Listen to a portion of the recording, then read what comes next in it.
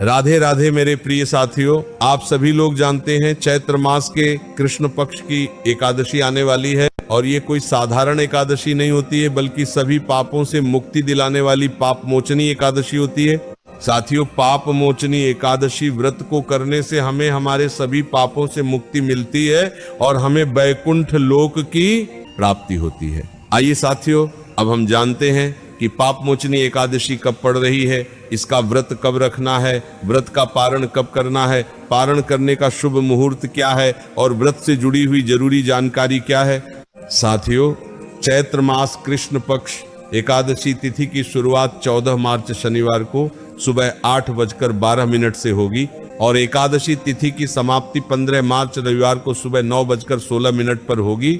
साथियों, वैसे इस बार पाप मोचनी एकादशी तिथि 2 दिन पड़ रही है। इस वजह से लोगों के मन में यह भी कंफ्यूजन है कि हमें इस एकादशी का व्रत किस दिन रखना चाहिए। ऐसे में आप लोगों को 15 मार्च रविवार के दिन पाप मोचनी एकादशी का व्रत रखना चाहिए। ऐसा इसलिए क्योंकि उदया तिथि के अनुसार यही दिन एकादशी व्रत के लिए सही होगा और यह दिन द्वादशी तिथि युक्त होगा और इसी दिन का व्रत रखना ज्यादा फलदायी होगा। ऐसे में 14 मार्च शनिवार को दशमी तिथि के नियमों का पालन किया जाएगा। साथियों, इसी के साथ में जो लोग भी पाप मोचनी एकादशी का व्रत रखते हैं, उन सभी लोगों को द्वादशी तिथि रहते ही अपने व्रत को खोल लेना चाहिए और इस बार द्वादशी तिथि की शुरुआत 15 मार्च रविवार को सुबह 9:17 होगी और द्वादशी तिथि की समाप्ति 16 मार्च सोमवार को सुबह 9:45 पर होगी। ऐसे में 16 मार्च सोमवार को सुबह 9:45 के बाद त्रयोदशी तिथि लग जाएगी, इसीलिए इस समय से पहले शुभ मुहूर्त में ही आपको पाप मोचनी एकादशी व्रत का पारण करना होगा।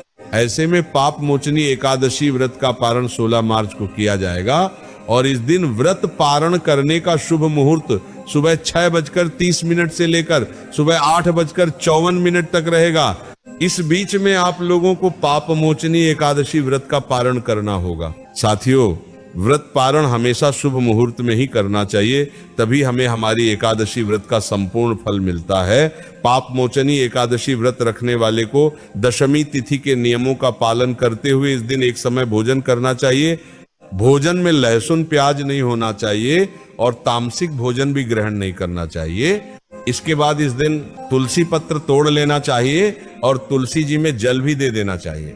इसके बाद एकादशी व्रत वाले दिन सुबह जल्दी उठकर स्नान करके भगवानों की पूजन करके अपने व्रत का संकल्प लेना चाहिए और पूरे दिन नमो भगवते वासुदेवाय नमः मंत्र का जाप करना चाहिए और शाम के समय भगवान विष्णु और माता लक्ष्मी जी की पूजन अर्चना जरूर करनी चाहिए और तुलसी जी के पौधे में इस दिन विशेष रूप से घी का दीपक जलाना चाहिए। साथियों, इसके बाद अगले दिन द्वादशी तिथि समाप्त होने से पहले शुभ मुहूर्त में अपने व्रत का पारण करना चाहिए और व्रत पारण करते समय आप गंगा जल, आंवला या भगवान के किसी प्रसाद का उपयोग करके व्रत खोल सकते हैं। इसके बाद इस दिन आप लोग पूरे दिन शुद्ध और सात्विक ही भोजन करें।